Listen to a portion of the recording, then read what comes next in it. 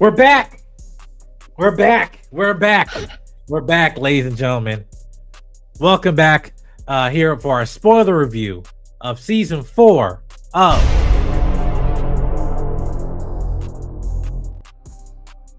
Exactly, yes. By the time this recording, episode 1 through 3 has dropped for Invincible season 4, which is on Prime Video. Yeah, I'm here with some special guests here. I'm here with Jay King and here with Lance. I will say this, guys. I'm now excited to actually dissect and talk about this season, only episode 1 to 3. But yeah, I'm really excited to dissect this. But I'm going to pass the mic over to Lance. Lance, what was your thoughts on episode 1 and 3 of Invincible season 4? Been waiting on this. Honestly, I thought episode 1 was phenomenal. I loved the ominous intro of seeing where everybody is, from seeing where the Guardians are, seeing where Mark is, seeing what headspace they are in. When we finally see Oliver and he's a little more grown up, I found myself, with a smile on my face because he's growing up. He's no longer this weird little purple alien kid. He's more pink now. He's starting to get that human fleshy tone.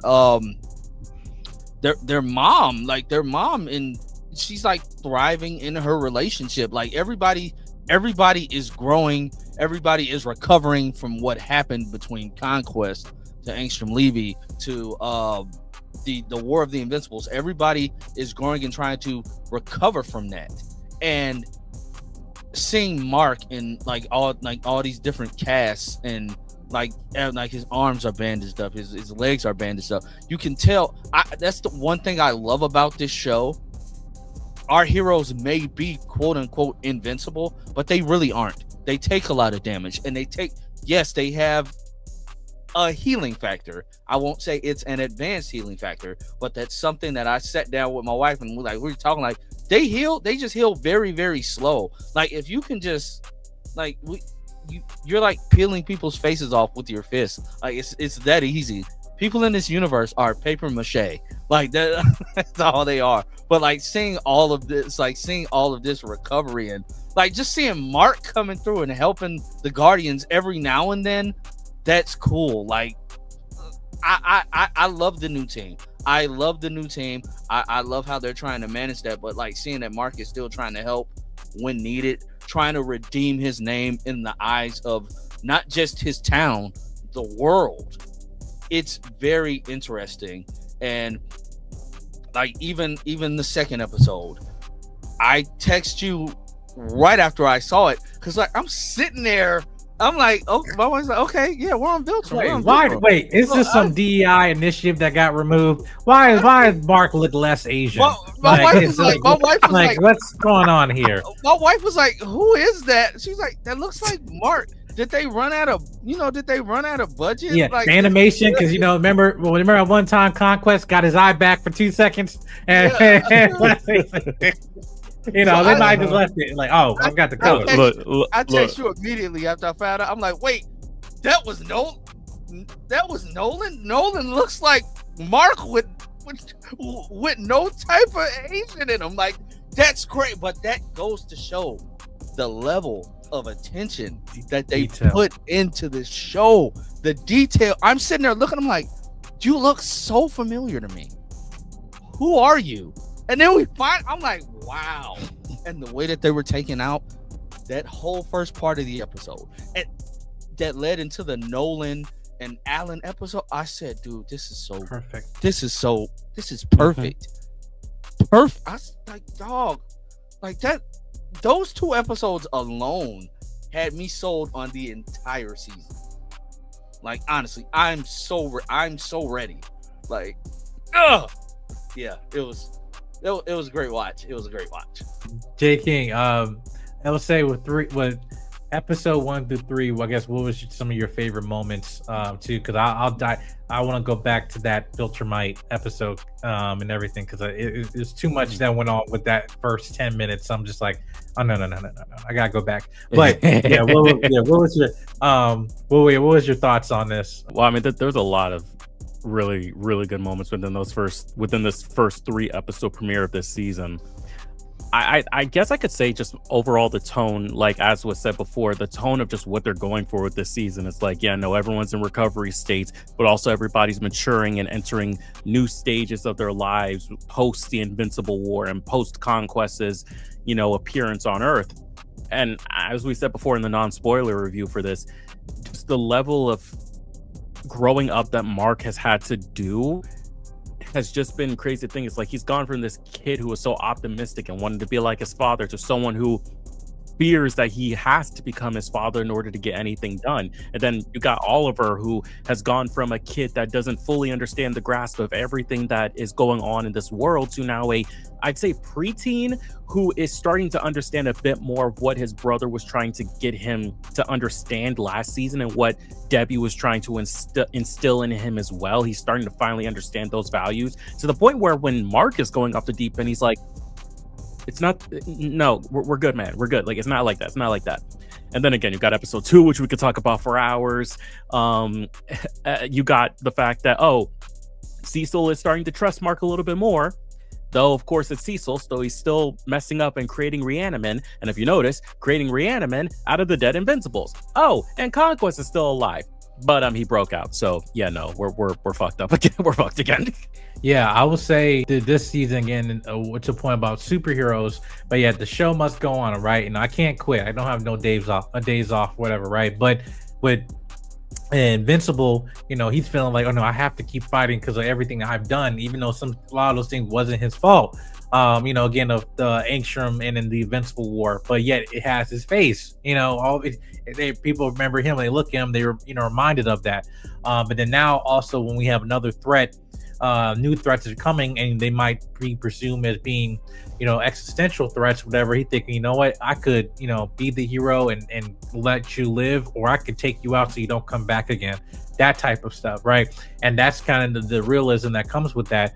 And I love that, and they challenge that in the first 3 episodes, as you see, of the team reacting like, oh shoot, well, what happened? Like, well, and some people have their own complex of like, well, I mean, there's nothing else you could have done. And it's like, whoa, wait, but that's, Mark, you're supposed to, be the hero and all that stuff like that, right? But then it's like, how many times did this guy need to be pushed and be the hero and stuff, and actually saving the day and actually ending threats, right?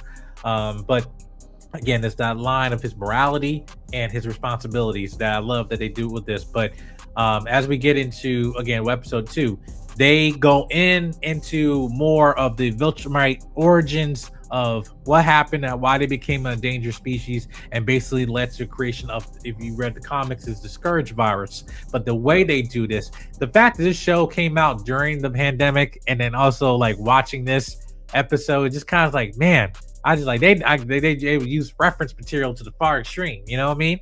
Yep. And they just took this to a whole new level, but of just showing the culture of a normal day of Viltrum, right? A normal day, even training children, which is crazy. And just like, hey, you get the answer wrong, you don't say your ABCs right, I'm just cutting your head off. Hey, by the way, just to let you know, prepare for tomorrow. There'll be two less of you, so you might as well bring a weapon, and stuff. And then it's like, oh wait, by the way, it's my 18th birthday. Now my mom and dad are trying to kill me. It's like, and then the you didn't know who, if it was Nolan or not, but then you're watching this, and then you see, we find out it's his dad who looks like Nolan. Like, well, that's Nolan, but he doesn't look like Nolan. His beard is a little different, but then like, that look like Mark, but it's not Mark. Like, oh wait, that's Nolan, and that's his grandfather. Yeah. That's Mark's granddad. And it's like, that looks like Nolan.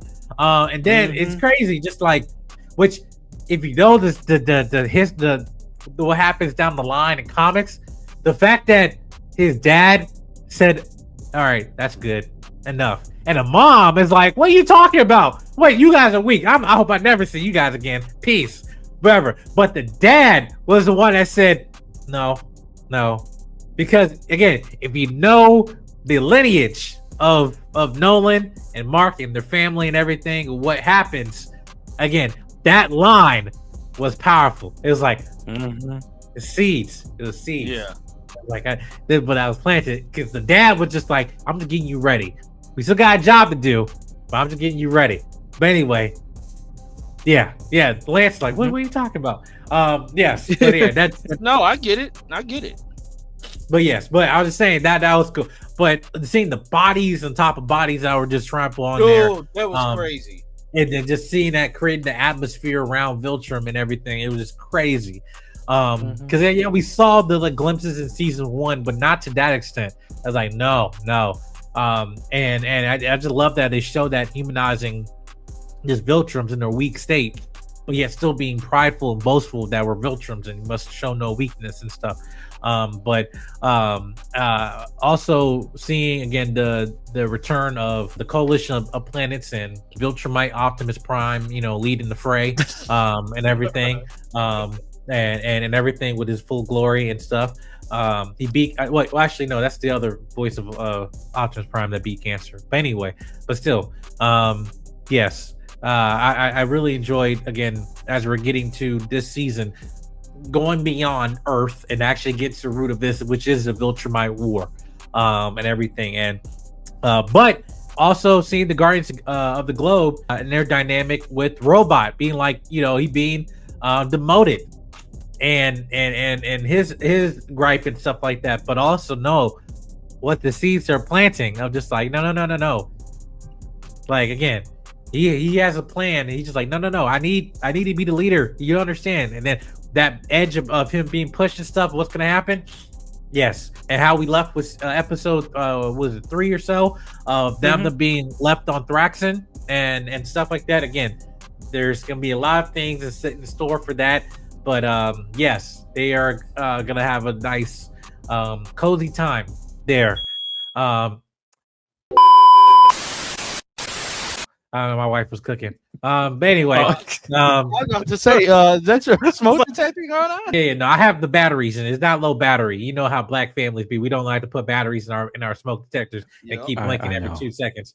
But no, my wife was cooking. But anyway, going back to this episode 1 through 3, the big thing as we see with Mark and Eve trying to get things all right and everything and pick up where they left off, but Eve, she cannot have her her powers. Like, what's going on? She's not working them properly. She go to meet her dad. Her dad's still an asshole, but yet there's some underlying tones about their relationships going on. But really, with the dad, really, just being a dad is still like, I hope whatever, you treat her right and stuff. Yeah, go get a cigar. Yeah, those type of things, because you have brought a lot of trauma, not to her, but this entire planet and everything. So it's like, rightfully so, aside from you being an ass still. But then we find out why that that she's not able to use her powers, because she's pregnant. My wife called that from the jump, and I was very upset that she figured it out and I didn't. Yeah. I was just like waiting for, that's the explanation. And everything, how season 3 happened when the liquefied of her powers happened with his costume. I was like, oh, okay, that's when it happened. Boom. Yeah. I like, for me, I just forgot it was this early. I literally forgot that Eve got pregnant this early within Invincible. I mean, it's not early, but you know what I mean, like this early within Invincible story, because I know where this goes, but I was just like, was it this soon? That's why I didn't register it at first until Robot was like, oh, it's not like your powers are gone, or anything tampered with them, or anyone removed them or altered them, or your fight with Conquest did anything. It's like, then I was like, oh right, yeah, I forgot about that. Right. And with that, I felt, again, the stakes of where Mark has to be. Again, his responsibilities now is calling to him in this, whereas now it's like a lot of things in his personal life that he doesn't have time for, because there's greater things at stake. But yet at the same time, this is also greater things at stake. Again, what more worse thing is to get in his head, hey, by the way, I'm pregnant, right before you leave, and do a Shrek 3. Well, I'm on the boat and you telling me, you pregnant and stuff. Well, I still gotta go on my journeys and stuff, and hopefully not die and come back, huge stakes. But again, these are real life relationships and adult, situations that happen. And I like that they did that in this time frame of Mark, where he is and stuff, because again, we can't pick and choose when, trauma, tragedy, or big milestones happen in our life and everything like that, and I think, again, the fact that we're having this in the animated superhero show again, it just like, you know, this is like storylines you want to see in Marvel and DC, like which you got a little bit of that in Young Justice and stuff of seeing them older and them having kids and stuff. But like, let's actually deal with this like in a more personal way, more human, realistic way than just doing just a time jump and then seeing what's going on, right? Now, I'm not gonna say time jumps are not foreign to Invincible. We haven't crossed that line yet, but anyway, let's not get there. I don't think we're gonna get there this season, but next season, right? Yeah. Yes, you know, it's crazy, but I will say this as we end with episode 3, and also we get the reveal of Thrag. Again, the reveal of that Conquest has escaped. Again, the stakes are higher than they ever been, and now we're seeing the point where we're moving the chess pieces to the end game, which is Grand Regent Thrag. First, I think his design, I think, you know, it's good and stuff. And when we find out the fact that that he actually is older than, technically he's older than Nolan. Maybe if you think about it, because he was still Grand Regent when Nolan was just 18, you know, and he was in charge of, you know, of packing all the bodies and everything. It's like, how old are you? Really, you know? But it's interesting just to see how this formation of just the shrinking of their species to only like 50 of them, you know, and everything. But I'm really intrigued to see again what we know about Thrag and seeing more of his own principles and his own, you know, agenda that he has, and everything. Because again, it's gonna get really messy and complicated as we see all this. It's politics now playing within the Invincible world. But yeah, I really like this. Again, Nolan, I will say, seeing that he's feeling that now he's going down this hero arc, but when he finds out about the Scourge virus, and even then, I'm on the good side. I'm like, wait, it was you that killed millions of my people? Oh no, you're the betrayer. Oh no, you know, it's like he had an instinct of like, oh, it was the choke. It was the choke. He did a joke. He had one thumb up here. He's like, oh, the choke. You know, when he's like, wait. It was you? After centuries of me living, it's been you this whole time. No, it's like that was crazy. That was insane. That was crazy because it's like, whoa. And honestly, I felt bad because I forgot he was a Viltrum. Right. I mean, remember the only time we found out. What was that? Was that season 2 or last season where he was just Alan? Yeah, 2. He was just like, "You're a Viltrumite." Yes, like taking off the beard, but everything. But now I will say this, just a forewarning, non-spoiler again. But yeah, you're gonna see a lot of these people that have been sitting in chairs for a long time. They're gonna be getting some action in this season. So and everything. I'm looking forward to it. But yeah, guys, we're off with season 4 with the bang, and we're gonna be covering each episode weekly, as one single episode will be releasing after this initial release of episode 1 through 3. Episode 4 will be released the following Thursday on Prime Video. Again, this is Jay King. We have Lance here. Make sure you subscribe to his channel. Have his links in the description box down below. Make sure you subscribe to Solo Media. Make sure your notification bell all reviews. And by the time that this show is posting this episode, we're gonna be very busy in the month of March and April with a lot of stuff. Okay, especially within Prime Video, and even stuff with Disney and Marvel and all this stuff. A lot of TV is coming up and everything. But make sure you hit the subscribe button, hit the notification bell. Movies.